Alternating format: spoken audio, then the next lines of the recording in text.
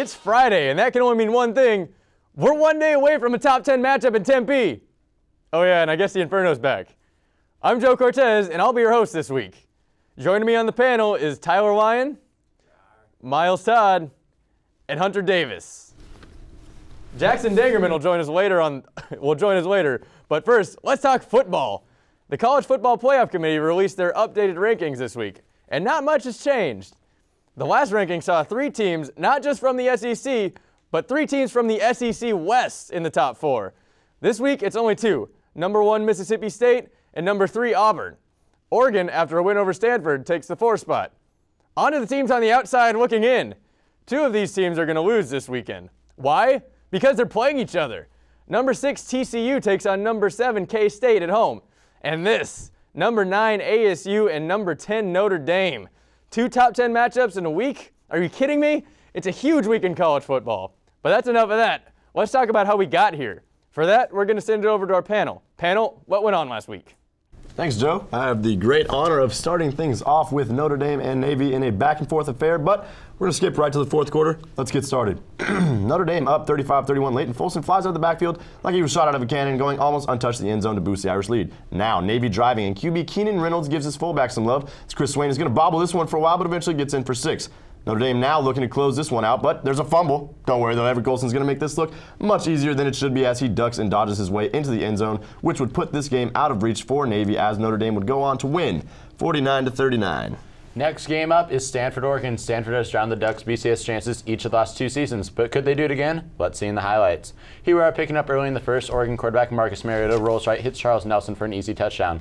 Later, the Ducks add to that lead as Mariota fakes the handoff and hits the burners to add 6 to the board, puts the Ducks up 14-3. Now Stanford would try to bounce back with a touchdown here from Patrick Cove to make it 24-13 before half, but in the end, the Ducks' offense was too much as they went on to win 45-16. Miles? That's some good football. All right, we're going to talk about ASU Utah. We don't have the second half highlights, so I'm going to walk you through that. But first, let's go through the first half. I'll just enlighten you with my words. Zane Gonzalez opens up the scoring with some kicking. It was really a battle of the kickers. Next, you're going to see Automatic Candy hit a 50-yarder, and it looked like he had some room to spare there.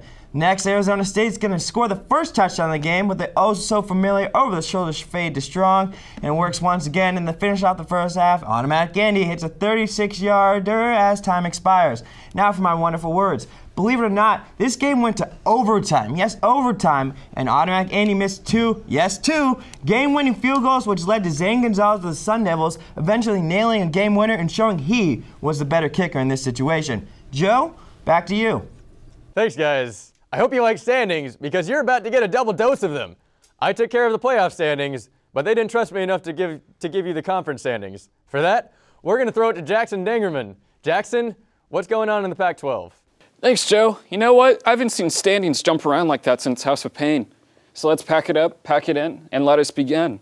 We're going to start things off in the South. And guess what, ladies and gentlemen? Your Arizona State Sun Devils are at the top with a 5-1 record in conference play. Closely behind are the unranked Trojans at a 5-2 record. And cleaning up the top of the bracket is UCLA at a 4-2 record. And everyone's championship favorite, Colorado, is still at the bottom, boasting an impressive 0-6 record. Turning it over to the North, we still have Oregon reigning at the top with a 5-1 record overall in the Pac-12. This picks them up a number 5 spot in the AP poll.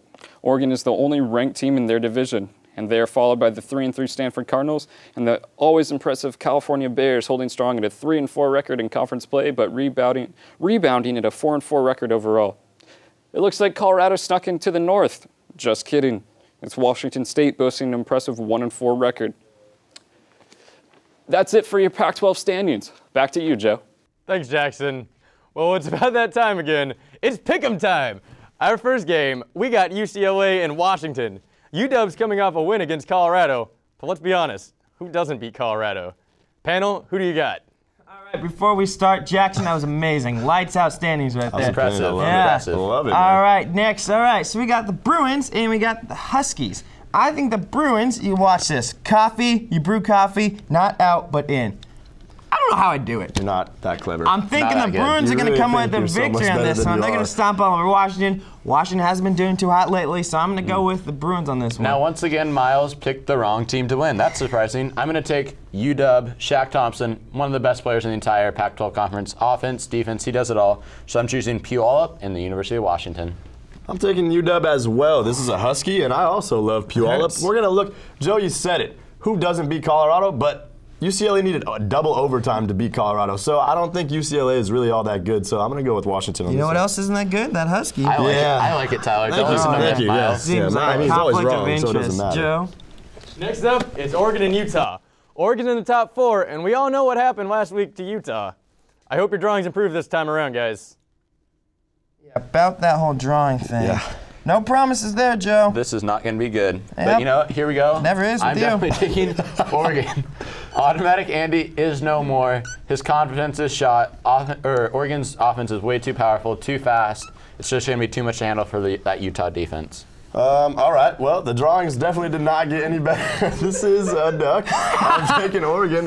It's just a tough loss for Utah last week. It's one of those times when we would usually talk about a team bouncing back, but it was so demoralizing for Utah that I really don't see them doing that. Ducks are just too strong of a team, so I'm taking Oregon. You know what? Let's talk about teams bouncing back. I'm talking Utah on this one. See that Nope. bold prediction. Wrong once Before I again. get started, nice flamingo. I don't even know, dude.